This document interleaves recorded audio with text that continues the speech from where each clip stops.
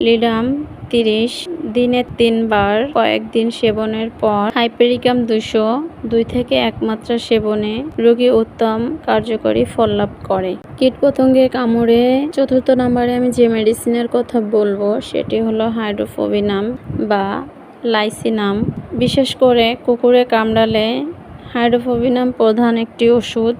কুকুরে কামড়াবার পর মাথা ধরা, জলাতঙ্ক, আলো বা চকচকে বস্তু অথবা জলপ্রবাহ দেখলে, রোগীর ভয় ও খিঁচুনি হলে খুবই উপযোগী একটি ওষুধ হাইড্রোফোবিনাম। প্রয়োগ: কুকুরে কামড় দেবার সাথে সাথে আহত স্থান নাইট্রিক বা কার্বলিক অ্যাসিড দিয়ে পুড়িয়ে প্রথমে বেলেডোনাম আদার ১ থেকে ৩ ফোঁটা বয়স অনুসারে ঠান্ডা পানিসহ ২ থেকে ৩ ঘন্টা অন্তর কয়েক মাত্রা সেবনের পর হাইড্রোফোবিনাম ৩০ ১ মাত্রা করে দিনে ৩ বার কয়েক মাত্রা প্রয়োগে